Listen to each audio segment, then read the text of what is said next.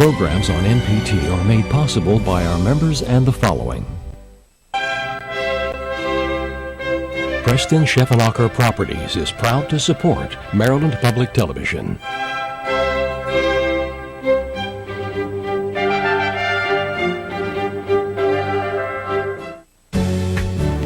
Tonight on Direct Connection, the secrets of accident investigators, how they can tell who caused a crash. That's tonight at 7:30 with your calls here on MPT. Public Square on MPT.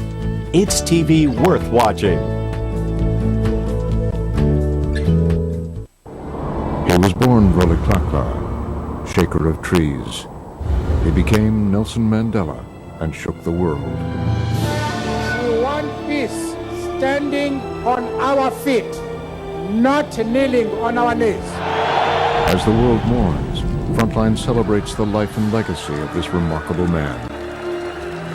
The Long Walk of Nelson Mandela, a special Frontline presentation. Tuesday night at 8. I grew up in Harlem during the Depression, but I was extremely fortunate to have an opportunity to go to college, tuition free.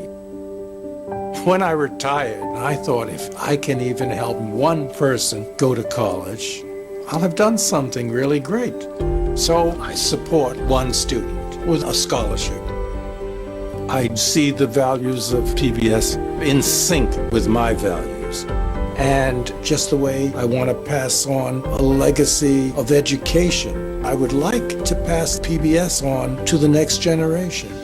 That's why I've included my PBS station in my estate planning.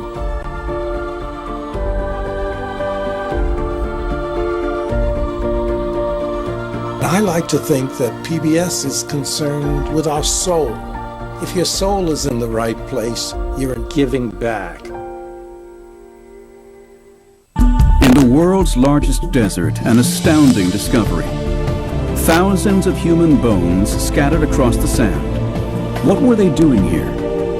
I was trying to understand what to do with this thing, this place, these people. A dinosaur hunter confronts his own species in a National Geographic special, The Skeletons of the Sahara. Wednesday night at 10 on MPT. Where can you find MPT channels in your area? Look online, anytime, at mpt.org/coverage. Programs on MPT are made possible by our members and the following. Chesapeake Employers Insurance helps keep Maryland workplaces safe because at the end of every workday, someone's waiting for your safe return. More information is available with your local agent or online. Direct Connection is made by MPT to serve all of our diverse communities and is made possible by the generous support of our members. Thank you. Live from Maryland Public Television, this is Direct Connection with Jeff Salkin.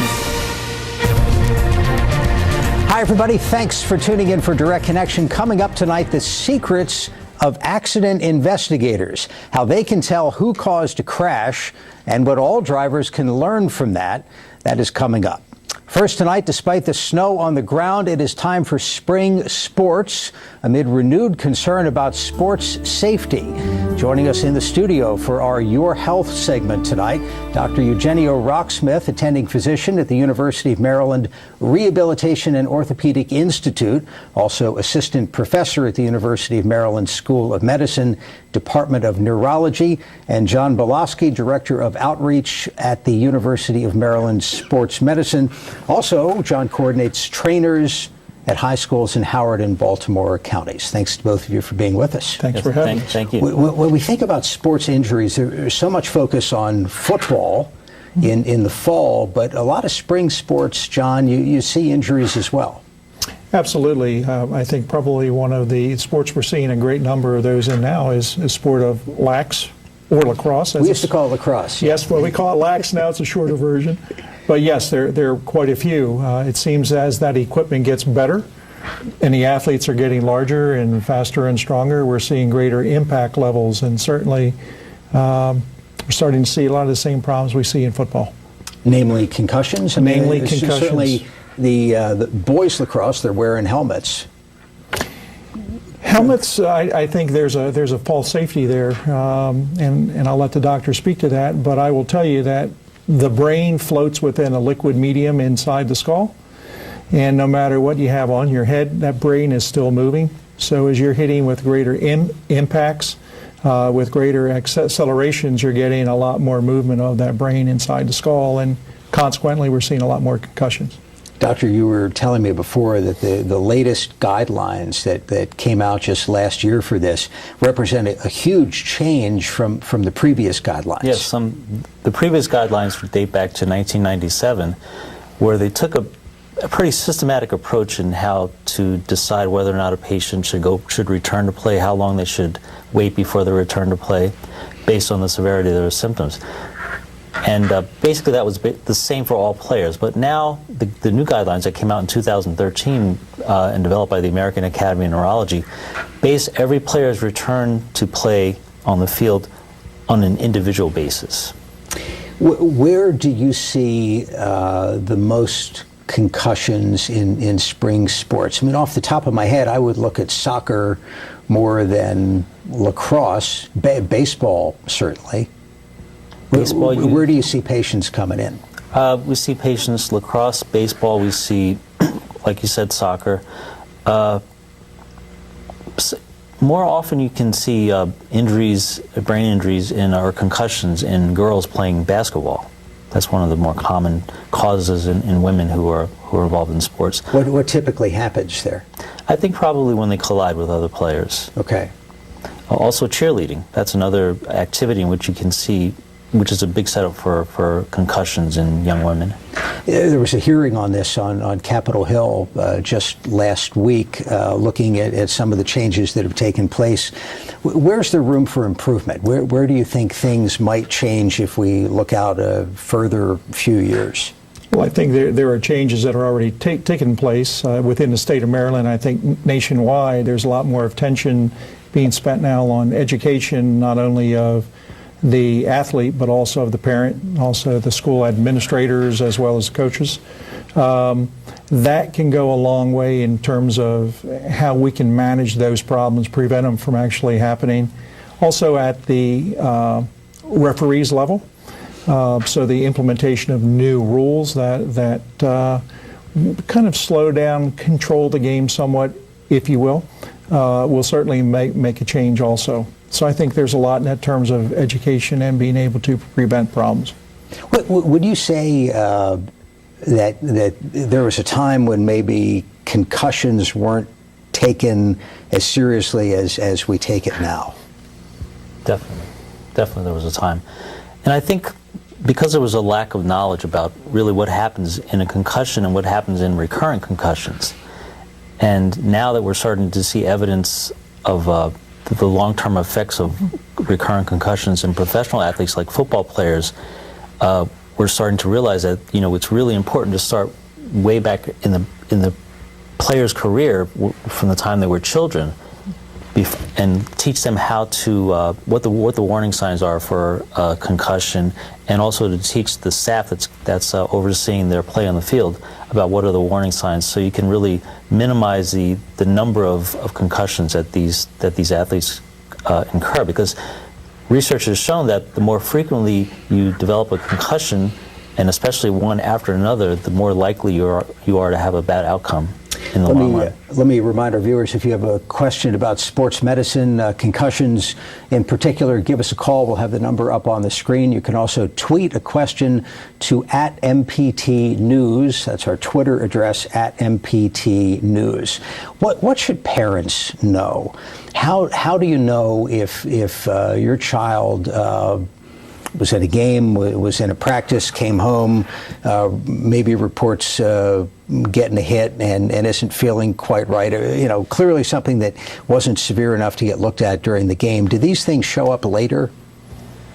Well, basically, parents have to know that if their kids or the kids' coaches report that the child has been involved in some type of injury where they may have sustained a concussion, the parents have to know to look for certain warning signs, such as headache, recurrent nausea, vomiting, dizziness, forgetfulness, changes in mood.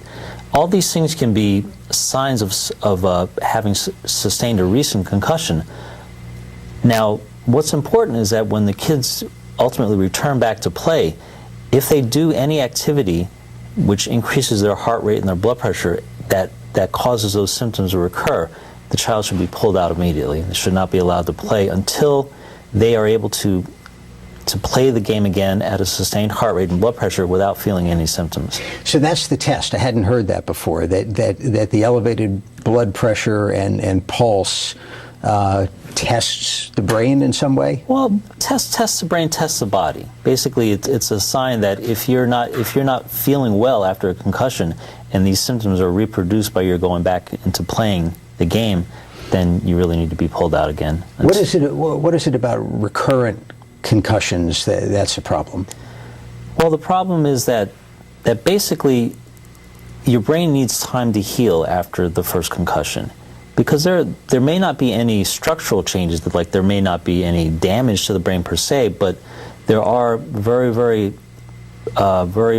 microscopic changes that can occur.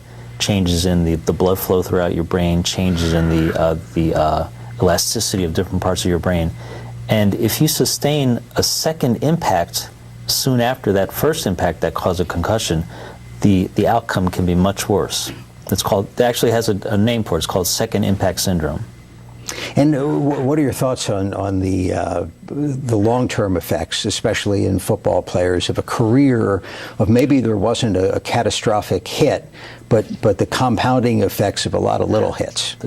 We have a lot of evidence, as we've heard on the news many times, about this new disease called chronic traumatic encephalopathy, and this is a result of recurrent brain injuries or recurrent concussions in professional football players or professional athletes or even amateur athletes, where eventually you start to see degeneration in the brain that is very similar to the type of degeneration you see in patients who have Alzheimer's disease.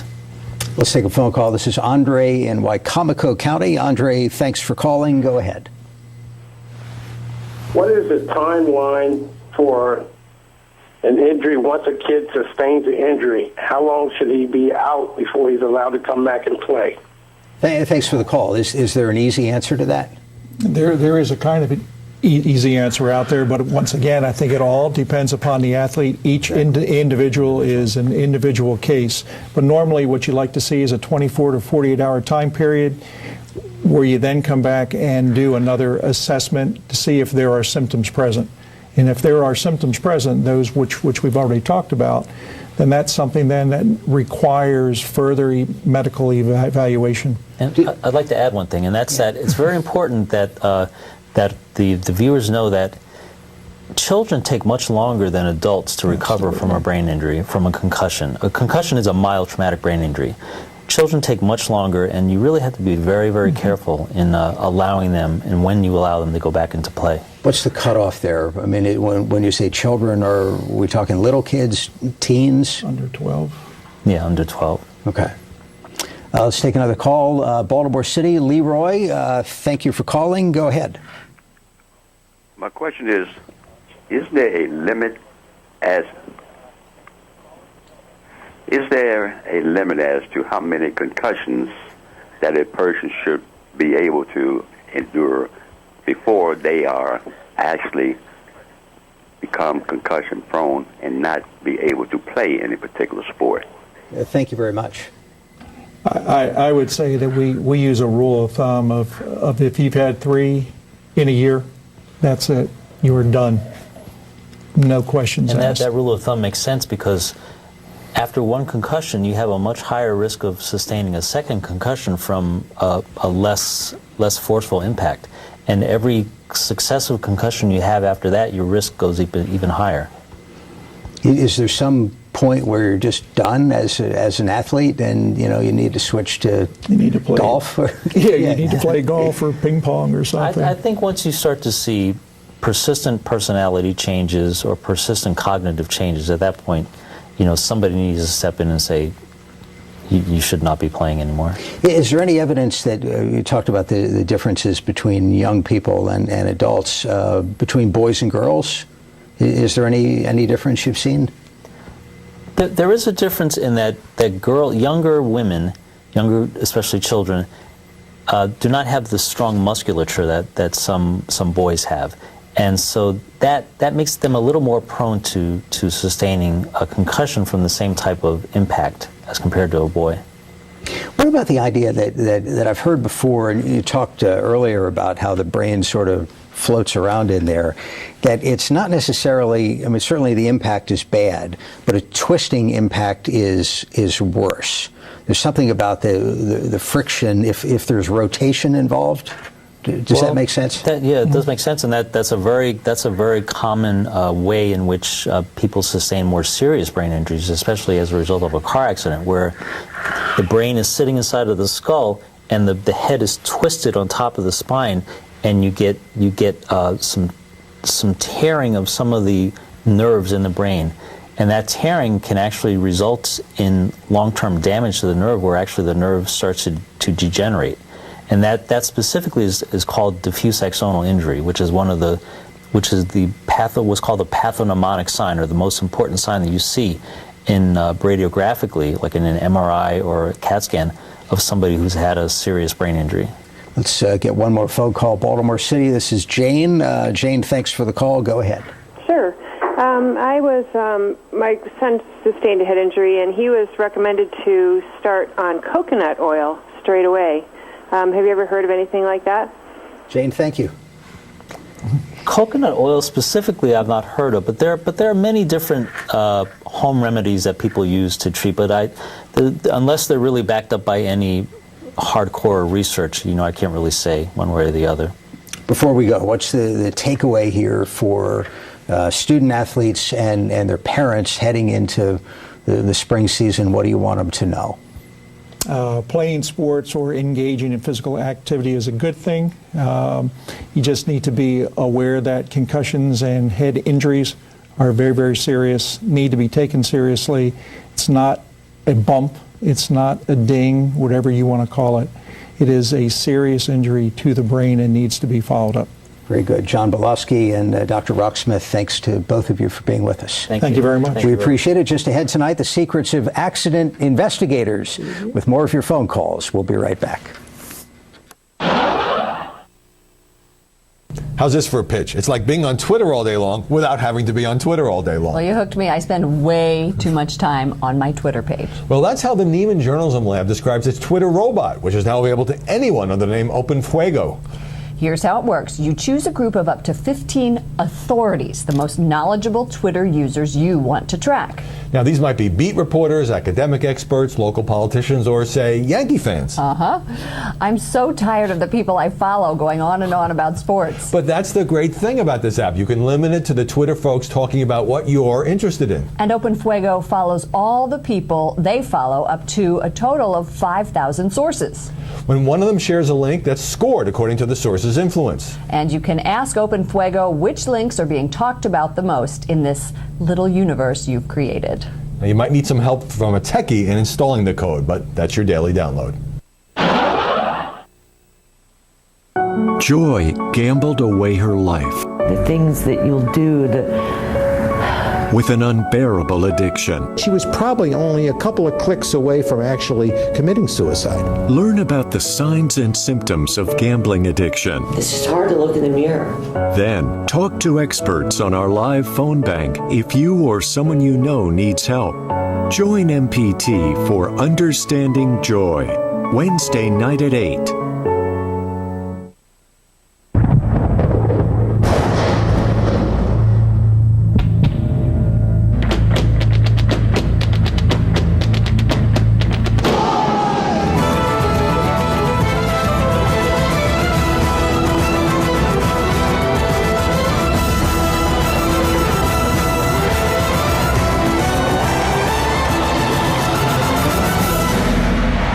Tonight at 10 on MPT. With us now in the studio, Tracy Eckstein and Greg Sullenberger. Both are accredited accident reconstructionists with Crash Teams Mid-Atlantic. Thanks for being here. Thank you. We appreciate it. Drove in safely, I trust, despite the weather. Great. Tell me, Tracy, about the company. What do you do? We basically investigate collisions for attorneys and law firms. We use laws of physics, Newton's laws of physics, to determine how a crash occurs. We can communicate. We have equipment that'll communicate with airbag modules and powertrain control modules, where we can download data from the vehicle after the collision. Greg, what sorts of these aren't fender benders, I take it, that require your services? Right. Generally, they're the more serious collisions where someone's injured or worse when we're called. As Tracy said, law firms, insurance companies are looking at paying out an injury claim or something worse. They'd like to know the specifics of what happened in the crash, and that's when we're called. What's the typical situation, and how much of a mystery is it, who was doing what? It depends how much evidence is available. Generally, if we're called pretty quickly after the crash and we have access to the roadway evidence and the vehicle evidence, usually it's not that much of a mystery. We both have extensive training in many different aspects of crash investigation. I can't say everyone's not a mystery. Sometimes there's just not enough evidence to figure out exactly what happened, but generally if we're called soon enough, we can pretty accurately determine who did what, speeds, directions, etc. Tracy, how does your work differ from what the police investigators might do? We pretty much do the same thing, but we might get a little more technical. The police are looking at the criminal aspect in reference to criminal laws, whereas we're looking at civil liability, which is a much broader area and aspect. And someone who may not be at fault criminally may have some contributory negligence to a crash civilly. Well, what does that mean? In Maryland, there's this whole long legislative fight about the doctrine of contributory negligence, yes, and whether somebody who was a little bit at fault in not necessarily a traffic accident, but some other sort of case, can still sue for damages. Basically, let's take a crash where a vehicle makes a left turn in front of another vehicle. The vehicle making the left turn, typically at a controlled intersection, let's say of an arrow, would have to yield the right of way to any other through vehicle, and therefore they would cause the collision. However, what if the other vehicle is doing 20 miles over the speed limit? Then that brings in a whole other question. Criminally, they may still say, fail to yield right of way. We have the boulevard rule in Maryland. The through vehicle has the right of way, period. But civilly, you may have some liability, especially speed will contribute to higher, more severe injuries. So you may have some liability in that aspect. This must be fascinating work. How often does the evidence fit with what the testimony is? So somebody says, I was doing the speed limit, and you've got some sort of evidence that they weren't.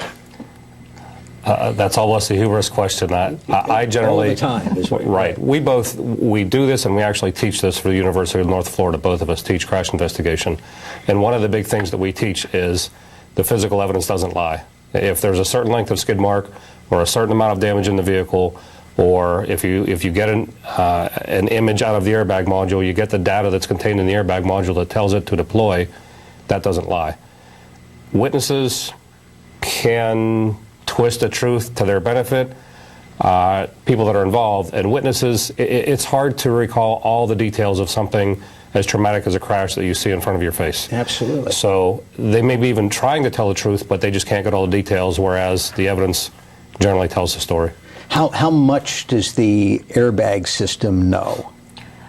Basically, the airbag system, it is reporting data in your powertrain control module. And that data is coming in maybe every 10th of a second, half a second, depending on what your vehicle, the make and manufacturer. Black box? I mean, it's essentially, yes. Yeah. And basically, the airbag module's sole purpose or main purpose is to wake up in a collision and deploy airbags, seatbelt pretensioners, whatever safety systems you have. But after that collision, and NHTSA has mandated this as a rule. That's some government agency. Yes. Yeah. National Highway Traffic. Species, right. National Highway Traffic Safety Administration. Okay. They have mandated that certain data be recorded after the collision. So basically the airbag module essentially goes back and grabs this information from a buffer in the powertrain control module And it gives you speed, acceleration, brake, pedal status, and it can give you steering angle and a whole bunch of information about what your vehicle system was doing. Let's take a phone call. Anne Arundel County, this is Ram or Ram. Thank you for the call. Go ahead. Hello, you're on. You're listening to the TV. You're on.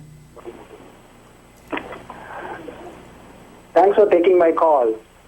You're welcome. Actually, I have a question. You are talking about the accident reconstruction. As a driver, if I meet with an accident and there is no witness, and to avoid the hearsay, you are at fault, I am at fault, what is the evidence we could preserve, and what is the precaution we could take to prove our innocence or we are not at fault? That's a good question. Thank you very much. I just changed auto insurance, so they sent out new cards, and on the back it has all this advice if you're in an accident. One of the things was never admit fault. What do you think? The best thing that can be done, I think, is to document the evidence the best you can. So do I grab the cell phone camera and take a couple of pictures if it's safe to do so? If it's safe to do so. That was going to be my biggest point. It's very dangerous to get out on an active highway and do something like that. But if the police officers aren't there taking photographs, measuring skid marks, etc., the best thing you can do is get the evidence and gather the evidence, or get someone out there within the next few days, again, safely from the side of the road, maybe get some photographs. Maintain the vehicle, get photographs of that until someone could examine it, measure it, image the black box, the airbag module. Black box is sort of slang, but preserving the evidence is the most important thing. Once that's preserved, we can do it a week or a month or a year later. Do cell phones provide any worthwhile evidence? Obviously, if somebody was texting at the time of a crash, or a court would be able to get that information, I suppose. But I'm thinking in terms of the GPS that's built in. Yes, essentially, I guess you could, if you got court orders to subpoena the GPS, if they had that active in their phone. One more thing that actually is being used by law enforcement accident reconstructionists is the GPS systems in the vehicles, whether it's, a Garmin or a Magellan, or is it, installed by the manufacturer. Wow. That is reporting location information, and based on the location and the coordinates, you can actually develop an average speed over a distance. I'm short on time, but give me some advice for everybody before we go. Based on all the accidents you've seen, piece of advice one has to be slow down. Anything else? The speed and seat belts are the biggest thing in my opinion. Well, and intoxication. In 20 plus years of doing this, seat belts are the greatest safety feature in the car, and airbags don't replace seat belts. Speed and alcohol are the biggest problems. Greg Sullenberger, Tracy Eckstein, thanks to both of you for being with us. Thank you. Thank you. And thank you for joining us for Direct Connection. We're back Thursday with Your Money in Business. Have a good night.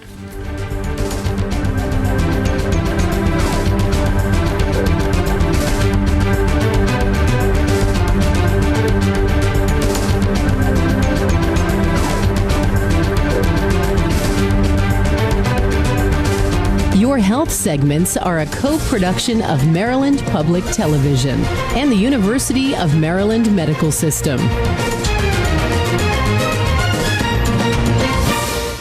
This program was made by MPT to serve all of our diverse communities. Tonight on MPT. Acclaimed financial expert Susie Orman answers critical questions about your money. Tonight is all about you, the goal.